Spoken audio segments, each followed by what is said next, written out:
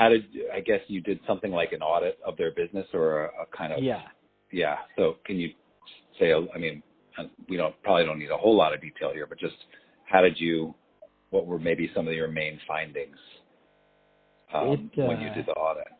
We basically took their current EBITDA, their current earnings before interest, EBITDA, and so basically took its EBITDA, and that's where you get the value of a company's current value. And even, I mean, when it's in the negative, it's worth nothing. But what we did was then say, okay, if we can make these cuts, if we can make these adjustments and increase its revenue X, cut its expenses X, its EBITDA could be, X, but that would be after we make those changes. It's going to take an injection of X of our money to float it to get it to that point. So we would need to buy the company for that amount that we inject into it to get it there.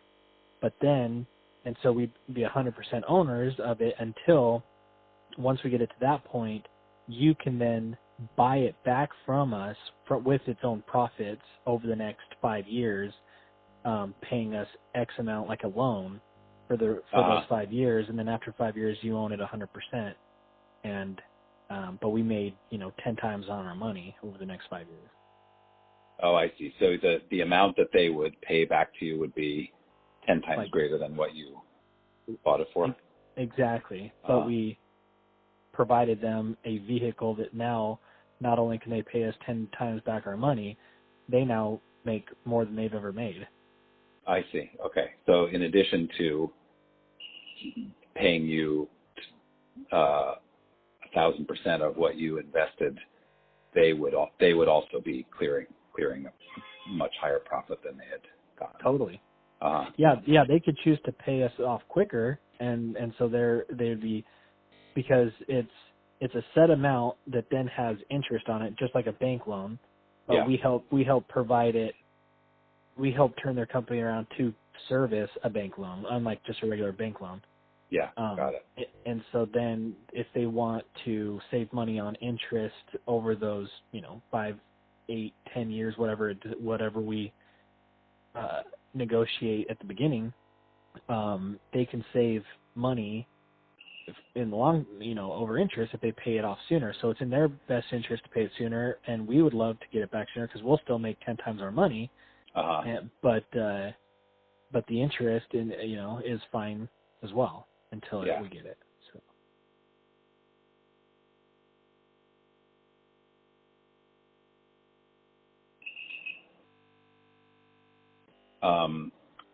And what were some of your strategies to help them turn it around? Were you arguing for? I mean, what was your proposal to them in terms of how you were gonna change their company? So were you proposing laying off the brother or reducing his salary, or what? Can you talk about, get into specifics of? Yeah, what you were suggesting? There was a lot of this brother's position was mainly overseeing the company, which is not a revenue producing position.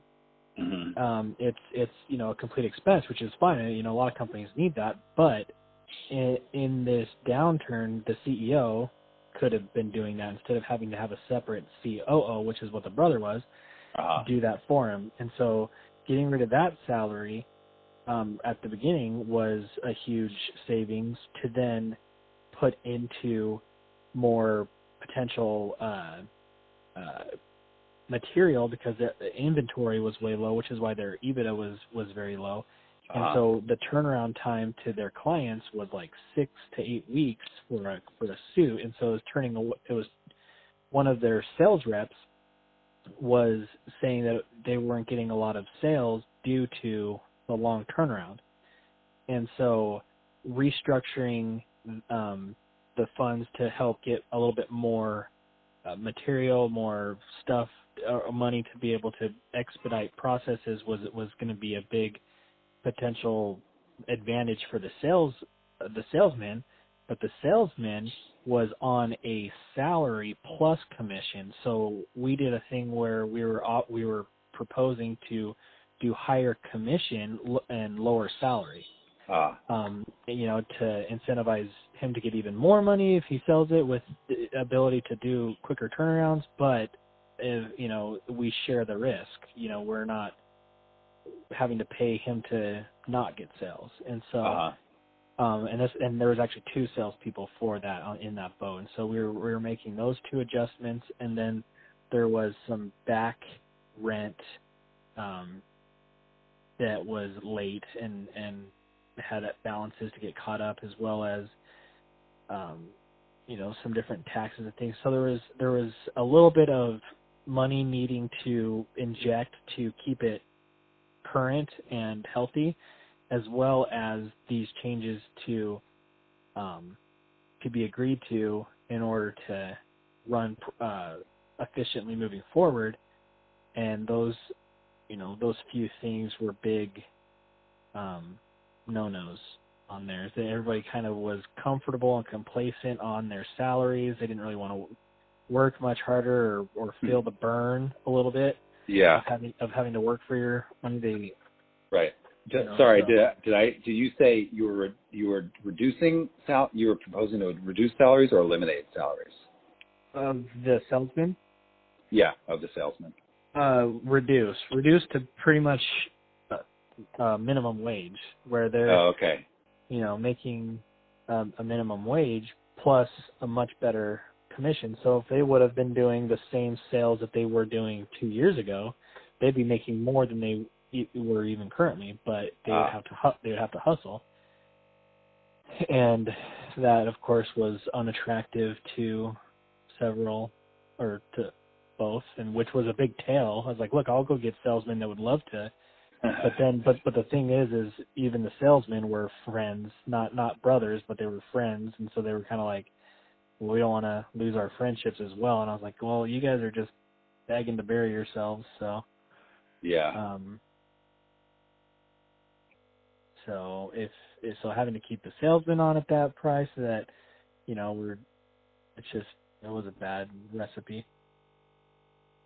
But we knew if there was no emotion, like we knew we can go in there and turn it around. Like they had good products, they had good brand image where the clients that did get suits were happy and enjoyed it and talked well. So I felt like I could definitely go in and turn it around, but they didn't care how much I knew until they knew how much I cared. But the problem is I cared about making the company survive, and if I would have spent the time and got creative and worked with them and said, hey, how do we make each of your positions a revenue producing position, and then we can keep you guys on, how about everybody becomes a salesman? How about your COO position is also a smaller salary, but you get commission as well? And all these things, like I could have got creative if I had more time or more desire to actually make the deal happen,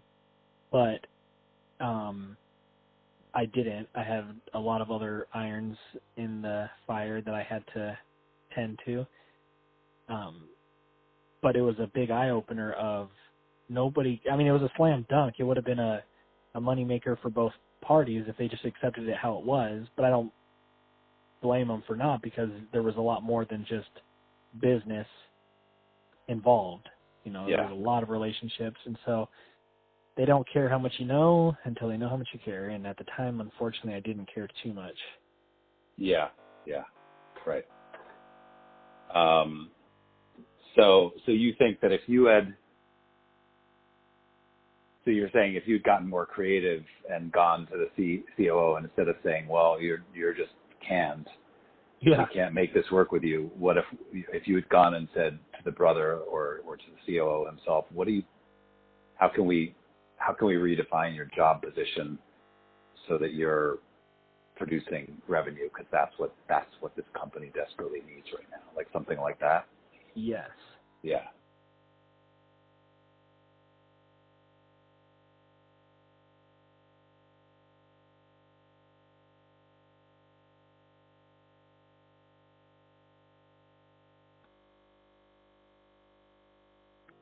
Because I didn't even talk to the brother of seeing different skills that he might have that we could, Yeah.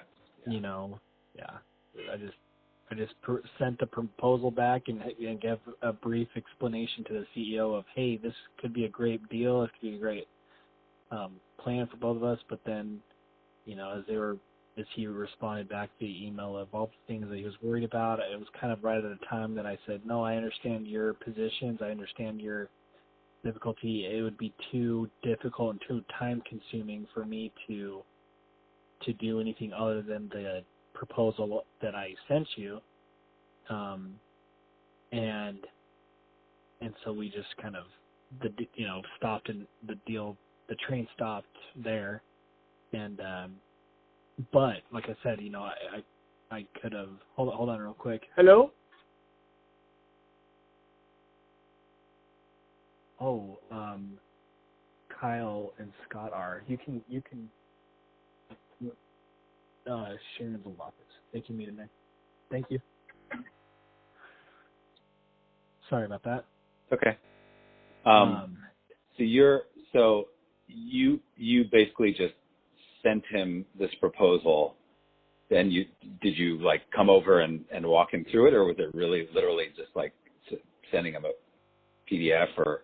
Yeah, it was a PDF, email, phone conversation. Okay. Over like a 2-day time period.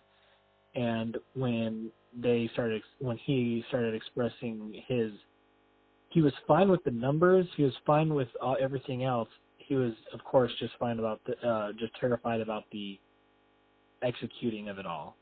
Right. And I don't blame him. I've been in that position, but I told him, no, I totally get it. So if anything changes, let me know. But I, at this time, that's the only way I can make it work. And so it stopped at that point. Yeah. But had I had more time, I could have been like, well, let me come, let's talk about it. Let me figure out, let me talk with your brother, let me talk with your staff, let me talk with your everybody and really get in the weeds. I know I could have found solutions, but I just didn't. Yeah.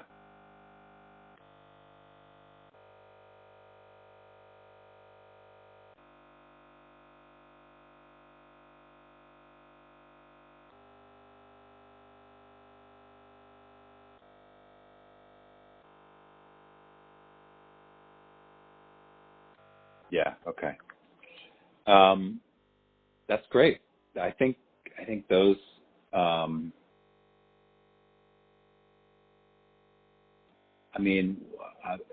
just thinking even more about the kind of success failure structure. I mean, maybe the way to do it is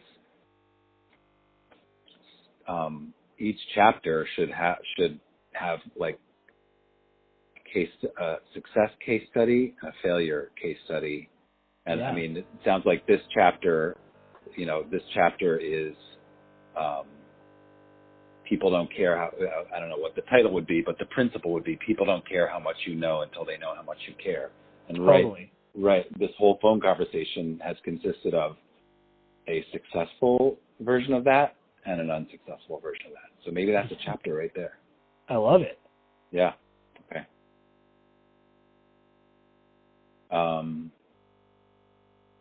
Good.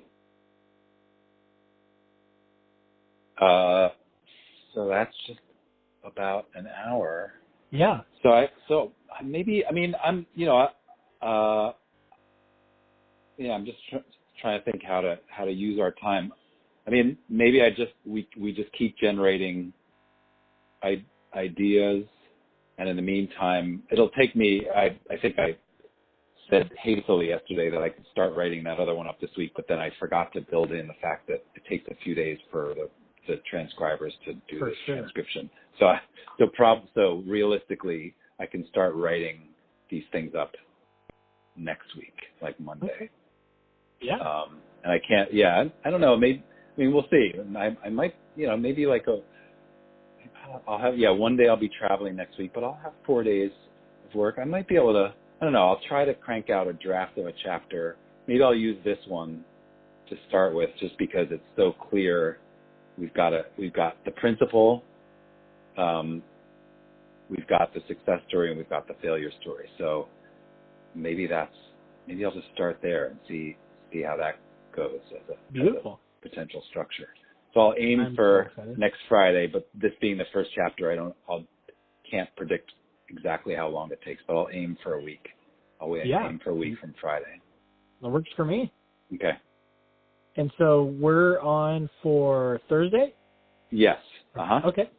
Yeah. Perfect. So 2 p.m., should we say? Again, I think I have pretty flexible day on Thursday, but tentatively you want to say 2 p.m. my time, 11 a.m. your time? Actually, Thursday I have a test that I have to take at 1:30 in Phoenix. I mean, is it okay if we do 11 or my time or like 10 like usual? Whichever works for you. It's fine with me. Let's do 11 my time. Okay. Great. Okay. That is Thursday the